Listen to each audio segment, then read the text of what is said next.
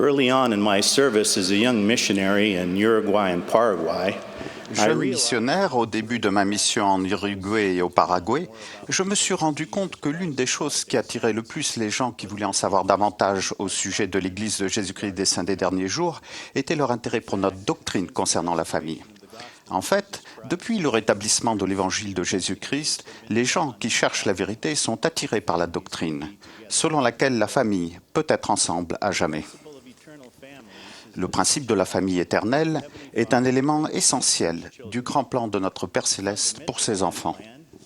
La compréhension que nous sommes une famille céleste, aussi bien qu'une famille terrestre, est essentielle à ce plan.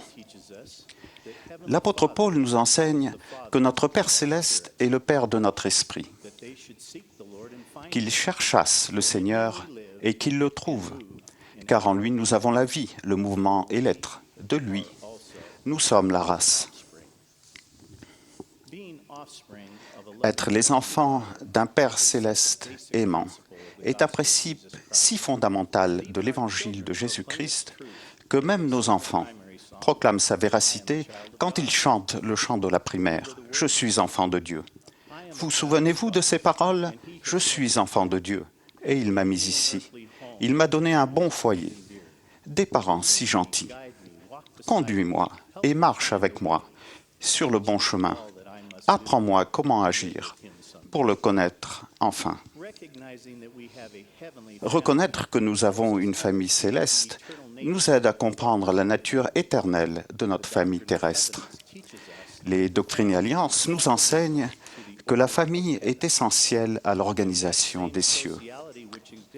Et cette même sociabilité qui existe parmi nous ici existera parmi nous là-bas, seulement elle sera accompagnée de gloire éternelle. Il est essentiel de comprendre la nature éternelle de la famille, si l'on veut comprendre le plan de notre Père céleste pour ses enfants. D'autre part, l'adversaire veut faire tout ce qui est en son pouvoir pour détruire ce plan. Dans sa tentative de faire échouer le plan de Dieu, il mène une attaque sans précédent sur l'institution de la famille. Certaines des armes les plus puissantes qu'il utilise sont l'égoïsme, la cupidité et la pornographie. Notre bonheur éternel ne fait pas partie des objectifs de Satan. Il sait qu'une clé essentielle pour rendre les hommes et les femmes malheureux comme lui est de les priver de relations familiales qui ont un potentiel éternel. Parce qu'il comprend que le vrai bonheur dans cette vie et dans les éternités se trouve au sein de la famille, Satan fait tout ce qu'il peut pour la détruire. Alma, le prophète de jadis, appelle le plan de Dieu pour ses enfants le grand plan du bonheur. La première présidence et le collège des 12 apôtres, que nous soutenons comme prophètes, voyants et révélateurs, nous ont donné ce conseil inspiré concernant le bonheur et la vie de famille. La famille est ordonnée de Dieu. Le mariage entre l'homme et la femme est essentiel à son plan éternel. Les enfants ont le droit de naître dans les liens du mariage et d'être élevés par un père et une mère qui honorent leurs vœux de mariage dans la fidélité totale. On a le plus de chances d'atteindre le bonheur en famille lorsque celle-ci est fondée sur les enseignements du Seigneur Jésus-Christ. Ce bonheur dont parle Alma, et plus récemment la première présidence et le collège des 12 apôtres, c'est au foyer, au sein d'une famille, qu'on est le plus sûr de le trouver. Nous le trouverons en abondance si nous faisons tout ce qui est en notre pouvoir pour fonder un foyer centré sur le Christ. Sœur Mains et moi avons appris des principes importants quand nous avons commencé, au début de notre mariage, à fonder un foyer centré sur le Christ. Nous avons commencé par suivre le conseil de nos dirigeants de l'Église. Nous avons réuni nos enfants et nous avons fait des soirées familiales hebdomadaires. Et nous avons prié et étudié quotidiennement les Écritures. Cela n'a pas toujours été facile, ni commode, ni réussi, mais avec le temps, ces activités simples sont devenues des traditions familiales que nous chérissons. Nous avons appris que, plus tard dans la semaine, nos enfants pouvaient très bien ne pas se rappeler tout ce que nous avions enseigné lors de la soirée familiale, mais qu'ils se rappelleraient que nous l'avions faite. Nous avons appris qu'au cours de la journée à l'école, ils ne se rappelleraient probablement pas les mots exacts des Écritures ou la prière, mais qu'ils se souviendraient que nous les avions lus et que nous avions prié. Frères et sœurs, instaurer des traditions sacrées dans notre foyer nous procure un grand pouvoir et une grande protection à nous et à nos enfants. Quand on apprend, que l'on enseigne et que l'on met en pratique les principes de l'Évangile de Jésus-Christ dans notre foyer, cela contribue à créer une culture dans laquelle l'Esprit peut demeurer. En instaurant ces traditions célestes dans notre foyer, nous pourrons surmonter les traditions fausses du monde et apprendre à faire passer en premier les besoins et les soucis des autres. La responsabilité de fonder un foyer centré sur le Christ repose à la fois sur les parents et sur les enfants. Les parents ont le devoir d'élever leurs enfants dans l'amour et la justice. Ils seront tenus pour responsables devant le Seigneur de la façon dont ils s'acquittent de leurs responsabilités sacrées. Les parents instruisent leurs enfants avec des mots et par leur exemple. Ce poème de C.C. Miller intitulé « L'écho » illustre l'importance et l'impact des parents quand ils influencent leurs enfants. C'est une brebis et non pas un agneau qui s'est égaré dans la parabole de Jésus.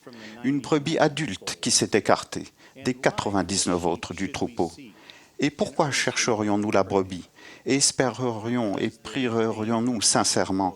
Parce que lorsque les brebis s'égarent, elles risquent d'entraîner les agneaux.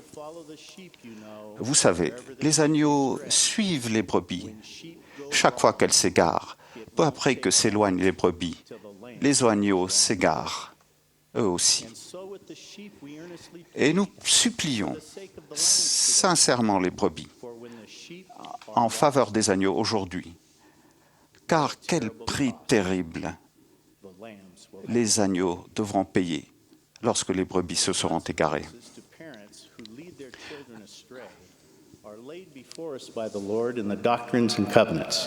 Dans les Doctrines et Alliances, le Seigneur nous explique les conséquences qui attendent les parents qui égarent leurs enfants. Et de plus, s'il y a des parents qui ont des enfants en Sion, qui ne leur enseignent pas à comprendre la doctrine du repentir, de la foi au Christ, le Fils du Dieu vivant, du baptême et du don du Saint-Esprit par l'imposition des mains, le péché sera sur la tête des parents. On ne saurait trop insister sur l'importance des paroles et de l'exemple des parents dans l'enseignement des traditions célestes à leurs enfants. Les enfants jouent aussi un rôle important dans l'établissement d'un foyer centré sur le Christ. Je vais vous lire un court discours que Will, mon petit-fils de 8 ans, a récemment fait, qui illustre ce principe. J'aime monter à cheval avec mon père pour prendre des animaux au lasso. Une corde est constituée de différents brins entrelacés qui lui donnent sa force.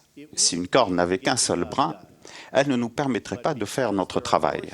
Mais parce que plusieurs brins agissent ensemble, nous pouvons l'utiliser de plusieurs façons différentes et elle est solide.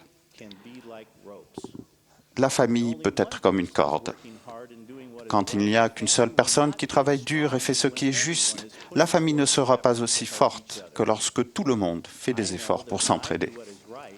Je sais que lorsque je fais ce qui est juste, j'aide ma famille. Quand je suis gentil avec ma sœur Isabelle, nous nous amusons tous les deux et papa et maman sont heureux. Si maman a besoin de faire quelque chose, je peux l'aider en jouant avec Joey, mon petit frère. Je peux aussi aider ma famille en gardant ma chambre en ordre et en aidant chaque fois que je le peux, avec une bonne attitude. Comme je suis l'aîné de ma famille, je sais qu'il est important que je montre le bon exemple. Je peux faire de mon mieux pour choisir le bien et suivre les commandements. Je sais que les enfants peuvent aider leur famille à être forte comme une corde solide. Quand tout le monde fait de son mieux et travaille ensemble, la famille peut être heureuse et forte.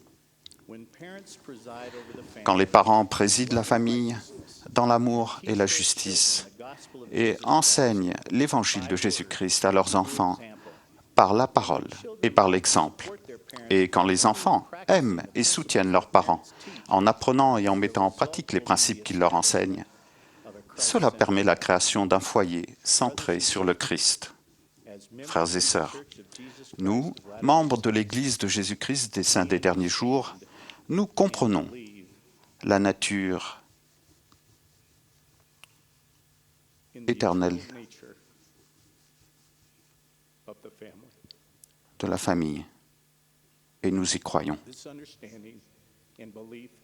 Cette compréhension et cette conviction doivent nous inspirer à faire tout ce qui est en notre pouvoir pour fonder un foyer centré sur le Christ. Je témoigne que si nous nous efforçons de le faire, nous mettrons plus pleinement en pratique l'amour et le service que la vie et l'expiation de Jésus-Christ, notre Sauveur, ont illustré. Et ainsi, notre foyer peut vraiment être un coin de ciel sur la terre. Au nom de Jésus-Christ. Amen.